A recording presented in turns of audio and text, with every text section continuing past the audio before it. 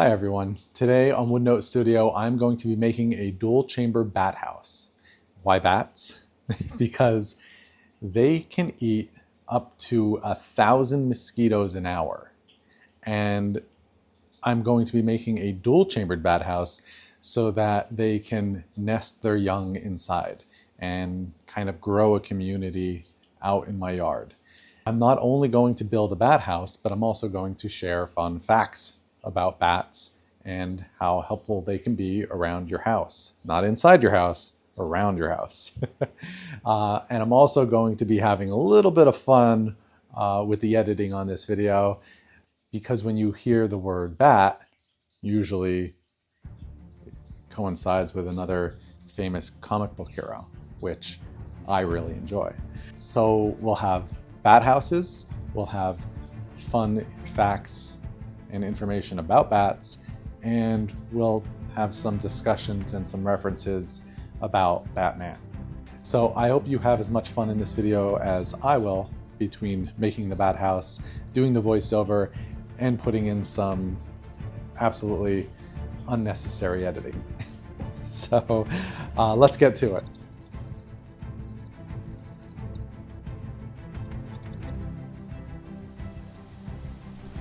Now, because this bat house is going to live outside, I'm going to make this completely out of cedar fence pickets. So I have to use my jointer and my planer to get nice flat surfaces, so I can glue all these panels together and create one large sheet. Now, while this is all getting prepped up, you might be asking yourself, why do you want to make this huge bat condo and have a lot of bats on your property?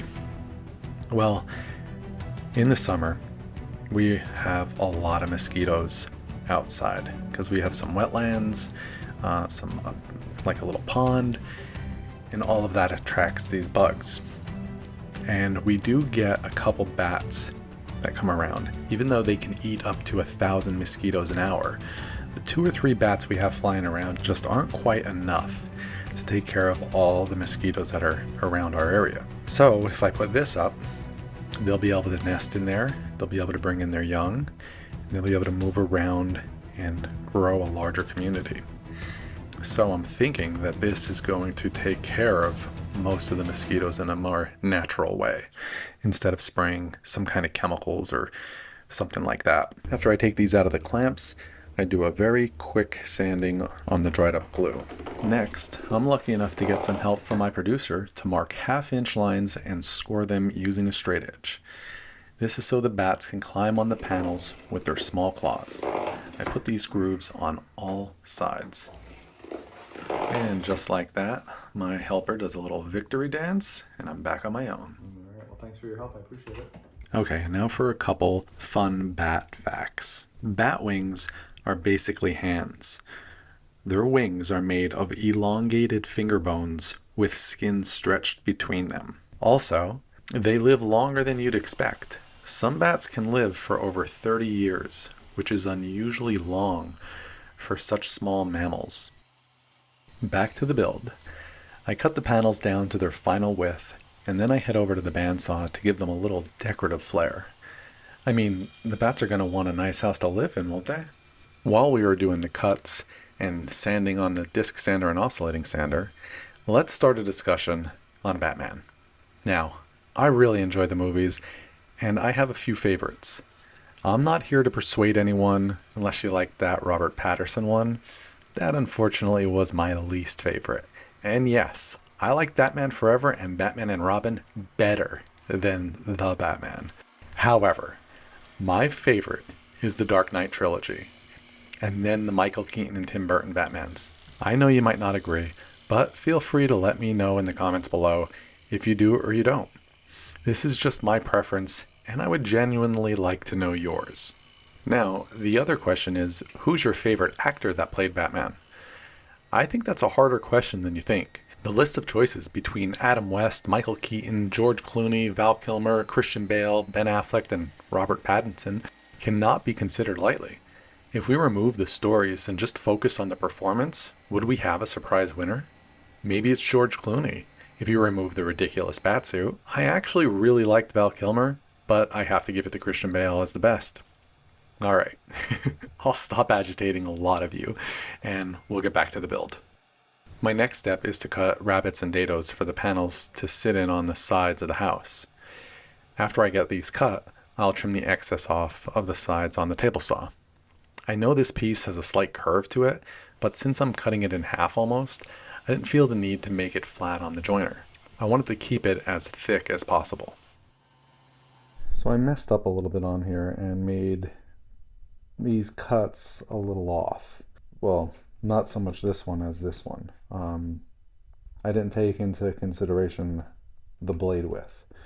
So I gotta do a little measuring and account for that for when I make this cut, so that at least this one up here is precise in where I want it, and then I can cut the remaining amount off.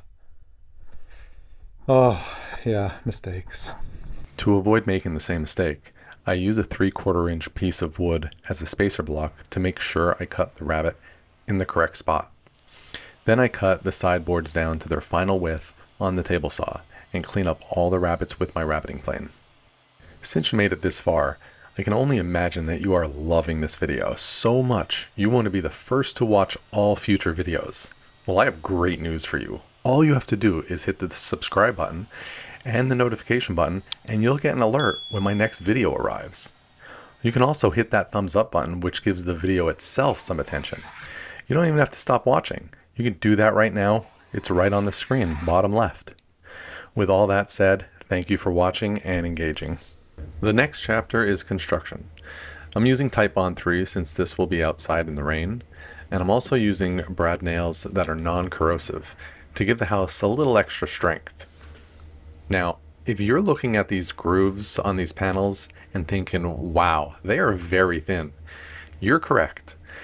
They're practically just scratches in the wood, but that's all the bat needs to climb on. Their claws are so tiny and sharp, they'll fit in there just fine. I actually attempted to use a router and the thinnest bit I had, but that was a nightmare. So I scratched that idea. You see what I did there?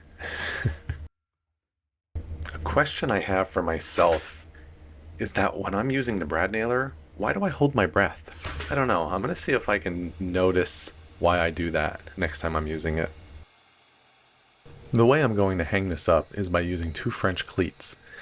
You can use an angled system, which I have in my sketch, but this is going to be quite a bit easier.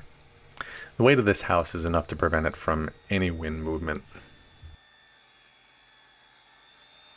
So, when making my French cleats for the back of this bat house, my first cut, I decided to just set the fence to be right in the middle. And if this was a 90-degree cut, that would have been awesome. It would have cut it right down the middle.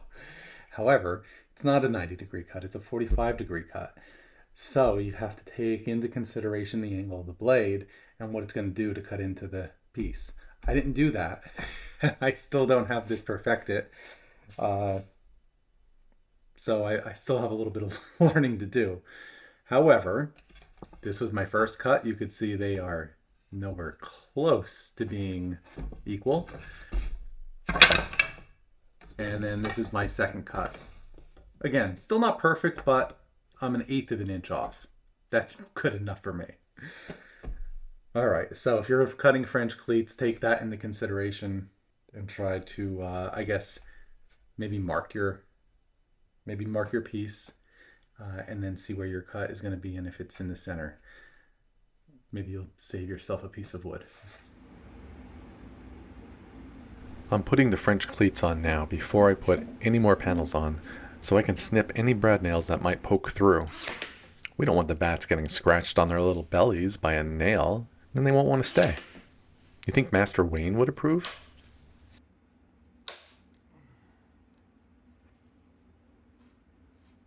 I have to add a way for the bats to move from compartment to compartment. It's like Batman's secret passageway to the Batcave. I use a marking punch and then a hole saw to drill out the 1.5 inch diameter hole. I attempted this with a Forstner bit, but I couldn't get it to bite and it kept drifting on me. So the hole saw ended up being perfect. I had a backer piece to drill into, and it prevented any tear out. Next, I measure the panel so there is a 4-inch area available for the bats to land on. Then I mark the sides so I can remove the unneeded areas with a pull saw. Cedar is such a soft wood, so it was very easy to cut through this on the angles that I wanted. Then I can just clean it up really quick with the sander. So, why am I setting this up like this? Bats need a surface to land on, and then climb up so they can hang upside down when they rest and sleep. Bats are not like birds. They cannot start flying from a standing position. They hang upside down so they can fall and then start flying in midair. If they are on the ground, they would need to find something to climb up so that they can fly from that high up position. Okay, let's get this house put together. Still using glue and brad nails, the panels have a 3/4 inch space between them. Bats are smaller than you think, about the size of a mouse. They like tight spaces. It keeps them safe from any predators that might try and get to them. Bats are not like our Caped Crusader, who has dining rooms that are so large you need to walk for 5 minutes to pass the salt. If you like this build, and you want to build one yourself, I have 2 options available on my website. I have a sketch that I used with a cut list and dimensions for free. You can use that and probably go along with this video to figure everything out. Or I'll have a more detailed set of plans available for $3. This sketch will be in the set as well, so if you just feel like supporting the channel and would prefer to purchase them, then thank you. But either way, I hope you enjoy making it. This next cut I'm about to make for this roof is not recommended. I should have lined everything up and held it together with clamps, and then cut this before putting on the French cleats. Then it would have laid flat on the table saw. I didn't, and luckily it worked. I cut the top at a 15-degree angle so the roof would shed any water from rain when it's out in the weather. Well, we can't have Batman without the villains. So who is your favorite? And if you feel like you already commented or something, that's okay. You can comment multiple times on here. I do not mind. Now, for me, I know the Joker is a popular choice and most people like him. Jack Nicholson and Heath Ledger did an amazing job at that role. Even Joaquin Phoenix did amazing in the first Joker. Joker 2 could have been so much more.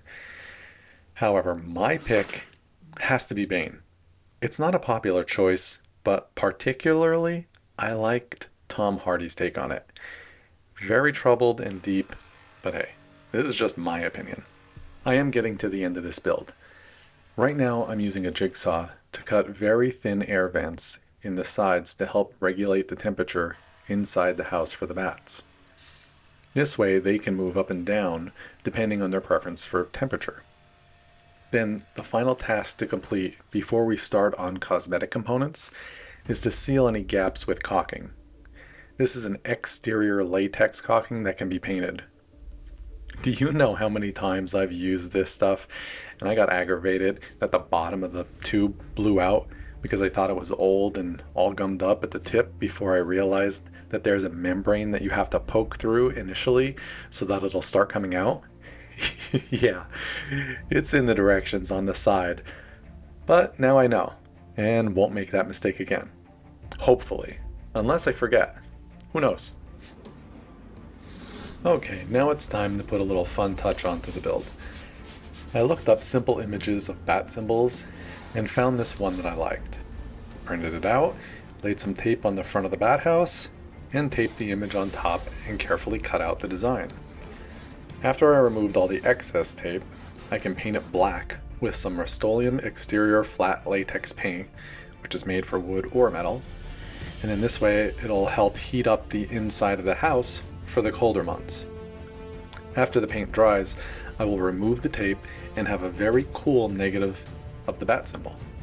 This way all those predators know not to mess with the bats since it's under Batman's protection. Okay, maybe I went a little too far with that one. But hey, why so serious?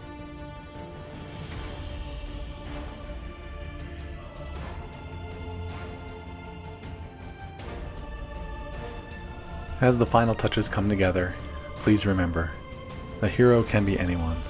It's not who you are underneath, but what you do that defines you. I mean, come on, how can I not end this with some Batman quotes?